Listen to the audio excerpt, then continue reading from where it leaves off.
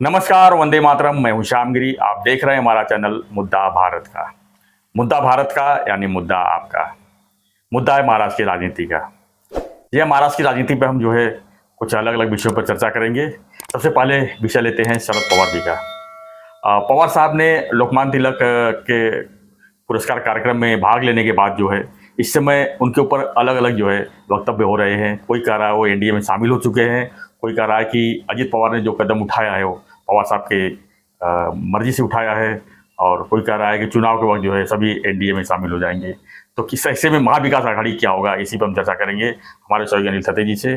Sir, Mahavikas Aghadi के सबसे बड़े चेहरे पवार साहब हैं, लेकिन आज पवार साहब की स्थिति जिस तरह से दिख रही है, क्या लगता है महाविकास आघाड़ी की भविष्य क्या है और क्या होगा उनका? सर, मुझे ऐसा लगता है कि हम ही से मोहब्बत हम ही से लड़ाई, ये पॉलिसी लेके वो चल रहे हैं जी। क्योंकि छोटी छोटी चीज़ें होती हैं जिसका जिक्र आज पेपर में है सभी जी। कि मोदी जी ने उनको नमस्कार किया और ये किया, उसके बाद उन्होंने उनके पीठ पे ऐसा हाथ रखा। सर, ये छोटा सा गेस्चर है। मैं आपके पीठ पे हाथ रखूं तो कोई बड़ी बात नहीं होती है, और मोदी जी के पीठ पे शरद पवार हाथ रखे मतलब आशीर्वाद ही हो गया वो। जी। भाई बेटा, तुम जो कर रहे हो वो सही कर रहे हो, मैं क्या बोलता हूँ उसकी ओर ध्यान मत दो, B continue with your mission with commission. With commission. तो कितना, 70,000 करोड़? हाँ, इनका बोला ना उन्होंने कि मैं कमीशन पे हूँ, तुम मिशन पे रहो। तो सर, कैसे है ना कि पवार साहब की एक ही अड़चन है अभी जी, और वो है सुप्रिया सुळे, जो थोड़ा सा सेक्युलरिज्म का हवा उसके इसमें है करके वो विरोध कर रही है। पर मेरे को अभी लगता है कि रोहित पवार को जो आगे बढ़ाया जा रहा है, जी, पहले उसको इतना महत्व दिया नहीं जाता था। मेरे को अभी एक डाउट आने लगा है कि क्या सुप्रिया सुळे को हटा के शरद पवार अभी रोहित पवार को आगे बढ़ाना चाहते हैं कि उसको ही पॉलिटिकल अपना चेहरा या वारस वो घोषित करना है उनको, और सुप्रिया को भाई ठीक है, रिटायरमेंट तुम्हारी, मतलब बाहर मत पड़ो, तुम खासदार बनी रहो, तुमको खासदार बना के बारामती संभालो, खाली बारामती संभालो और अपनी मत ही संभालो, इतनी ये मत होने दो।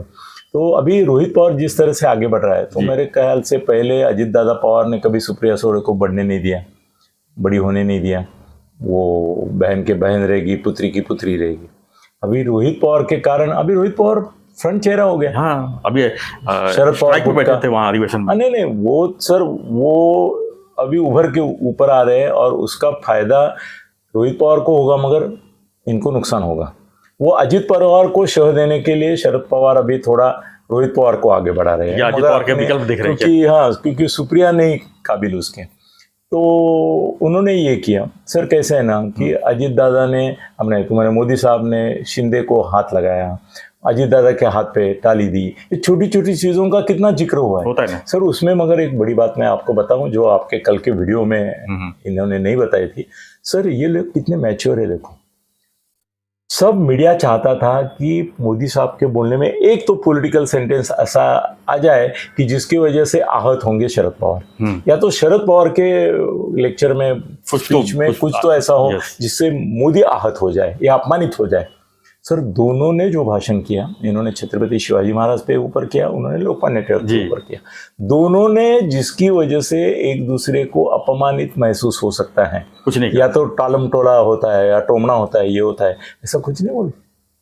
दोनों अपने अपने माहिर तरीके से बहुत अच्छा बोल के गए, अलग अलग रास्ते से किसी ने किसी को आहत नहीं किया जी। सर, ये बड़प्पन होता है। लोग मोटे महान जब होते हैं तो इस तरह से बिहेव करते हैं। मोदी ने उनको आहत नहीं किया, उन्होंने इनको आहत नहीं किया। शरद पवार पहले बोलते समय कुछ एक शब्द भी बोलते तो मोदी बोलते थे। मेरे तो ऐसा लगता है कि पहले रात को इन्होंने एक दूसरे से बात की होगी कि और क्या बोलेगा शरद पवार साहेब, तुम्ही माझ्याबद्दल बोलू नका, मी तुमच्याबद्दल बोलत नाही, आपण पॉलिटिक्स बद्दल बोलूया असतो। हे जे मीडिया वाले आहेत ना, ते सगळे असे गिधाडासारखे असे वाचून बसलेले असतील की कुठे लसका तोड़ता आला, और उनको सबक मिलने दो कि भाई ऐसा भी भाषण हो सकता है जिसमें मुद्दा जो है उसके ऊपर हम बोले, पॉलिटिकल कोई लाइन। सर, मीडिया को कुछ मिला ही नहीं ना, नहीं मिला। वो हाथ पे हाथ लगाया, इधर हाथ लगाया, पवार साहब गए, यही बॉक्स हो गए, बस पवार साहब आए, बस कुछ मिला ही नहीं मीडिया को। नहीं तो कितना बड़ा हेडिंग बनता था। वो कुछ नहीं, वो लोकमान्य तिलक मानते, छत्रपति शिवाजी महाराज मानते, इसके ऊपर ही खत्म कर दिया दोनों ने। ये शानपना होता है, ये बुद्धिमत्ता चातुर्य होता है। और ये हमारे चिल्लू मल्लू आपस में झगड़ते रहते हैं, उनको सीखना चाहिए कि भाई संजय राउत ने ज्यादा बोला, मोदी आ रहे तो उनके साथ में जाना नहीं चाहिए, शरद पवार को हिस्सा नहीं चाहिए। प्रेशर बनाया सर, हाँ, प्रेशर भी बनाया, सामने तो में लिखा, इसमें लिखा हो। पवार भी देखो सबको अपने अपने हैसियत में रखते हैं।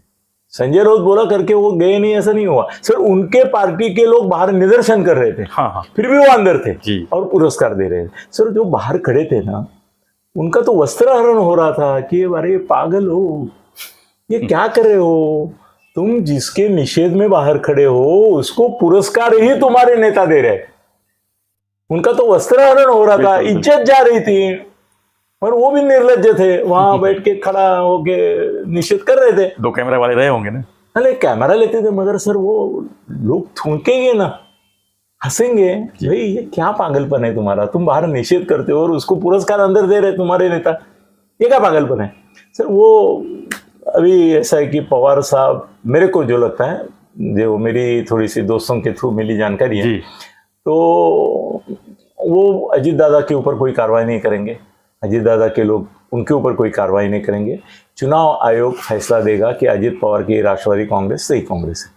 और पवार साहब को बोलेंगे आपको क्या नाम चाहिए, तो वो बोलेंगे कि जैसे उबाठा किया इन्होंने उद्धव बाला साहेब ठाकरे, ऐसे बोलेंगे कि राष्ट्रवादी कांग्रेस शरद पवार एसपी, ऐसा नाम लेंगे ना। दूसरा क्या नाम ले सकते हैं, दूसरा कोई है ही नहीं। सुप्रिया सुळे भी नहीं हो सकता है, और सुप्रिया सुळे का कोई संबंध ही नहीं है अभी, वो तो धीरे धीरे पीछे जा रही है।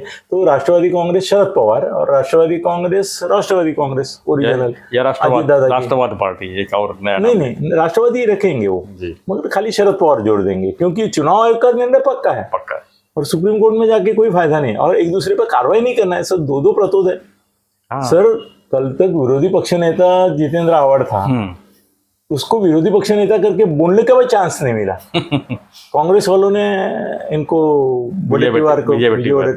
सर अभी इसमें प्रॉब्लम क्या है ना, विजय वडेट्टीवार जो है हॉट हेडेड है, बहुत हॉट हेडेड है। वो विपक्ष की ओर से कल का मुख्यमंत्री पद का दावेदार होने के लिए या अपना इतना करिश्मा तैयार करने के लिए सरकार पे टूट पड़ेगा, और बहुत बुरी तरह से टूट पड़ेगा। ये बाला साहब थोरोत होते, अशोक चव्हाण होते, तो उनको यही आना है ना बाद में। इसका क्या है ना, ये वडेट्टीवार पहले शिवसेना में था सर, आपको मालूम नहीं होगा, ये राणे के साथ बाहर निकला है। बिल्कुल राणे के साथ, तो इसका इतिहास भी डबल ढोलकी है। ये पहले उधर भी था, बाद में इधर भी है, कल भी इधर आ सकता है। मगर अभी उसने अगर विरोधी पक्ष नेता का रोल ज्यादा ही मन पे लिया और ज्यादा एग्रेसिव हो गया, तो बीजेपी वाले और ये उसको लेंगे नहीं। बाकी अशोक चव्हाण से लेके बाकी तो आने वाले टाइम पे। तो सर सरकार के लिए एक तरह से बुरी बात हुई कि वडेट्टीवार जैसा एग्रेसिव नेता बना, और अच्छी बात ये हुई कि वो बम्पकगिरी बहुत करता है, उसके बोलने में ठोस मुद्दा वगैरह नहीं था। सर जितेंद्र आव्हाड अगर बनता था विरोधी पक्ष नेता, तो मुद्दा लेके वो लड़ता था, वो चतुर है, ये बुद्धिवादी नहीं है। सर महाविकास आघाड़ी क्या देख रहे हैं आप? महाविकास आघाड़ी का सर अभी क्या भवितव्य है। शरद पवार तो दोनों पत्थरों पे पांव रख के खड़े हैं, उसमें से एक पत्थर शिवसेना का जो कभी भी ढकल देंगे। अभी उद्धव कोई भवितव्य नहीं कुछ, उद्धव कोई नुकसान उनका ही है, उद्धव ठाकरे। हाँ, सबसे इसमें नुकसान उनका होने वाला है। कांग्रेस वाले का नुकसान कुछ नहीं है। कांग्रेस वाले जो है उनमें से जिनको जाना है वो जाएंगे, उनको मंत्री पद भी देंगे। राष्ट्रवादी से भी अभी ये तुम्हारे जयंत पाटिल कभी भी आ सकते हैं यहाँ पे, उनका भी तय है। अभी दूसरा अध्यक्ष किसी को बनाएंगे वो, और वो यहाँ आ जाएंगे। कांग्रेस में से भी आ जाएंगे सफिशिएंट लोग, मगर 2/3 नहीं आएंगे जी, क्योंकि उनको आशा है। तो सर वो आएंगे तो बीजेपी में, हम लोग सीधा बीजेपी में जाएंगे। सर अभी महाराष्ट्र की राजनीति थोड़ी एक तरफा होने लगी, मतलब पवार साहब के विरोधी पक्ष में कोई बचेगा नहीं। संजय बचेगा, उद्धव बचेगा, पवार साहब भी बचेंगे नहीं, वो भी सत्तारूढ़ पार्टी के विरोधी समर्थक हो जाएंगे जी। ऐसा हो जाएंगे।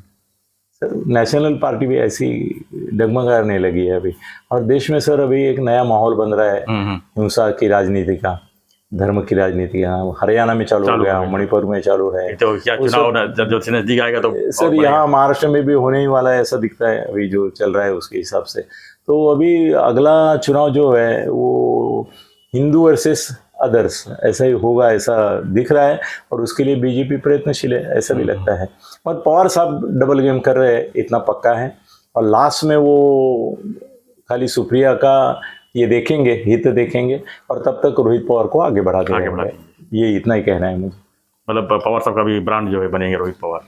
Rohit Pawar. Thank you sir. तो हमारा चर्चा था महाराष्ट्र की राजनीति के ऊपर ही, खासकर पवार साहब के ऊपर और महाविकास आघाड़ी के ऊपर। तो आपको हमारा चर्चा कैसा लगा हमें ज़रूर व्हाट्सएप के कमेंट में ज़रूर लिखिए, और हमारा चैनल को अगर सब्सक्राइब नहीं किया है सब्सक्राइब कीजिए, लाइक शेयर जरूर करें, बने रहिए हमारे साथ, देखते रहिए। अभी मराठी हमारे यूट्यूब में रील और शॉर्ट्स बहुत आ रहे हैं, सैकड़ों की तादाद में आ रहे हैं, मगर हमारा फुल टाइम जो मराठी चैनल मराठी का जो वो भी 2-4 दिन में चालू हो जाएगा, और वो भी आप देखते रहिए, ये भी देखते रहिए, दोनों को सब्सक्राइब कीजिए। धन्यवाद। जय हिंद, जय भारत।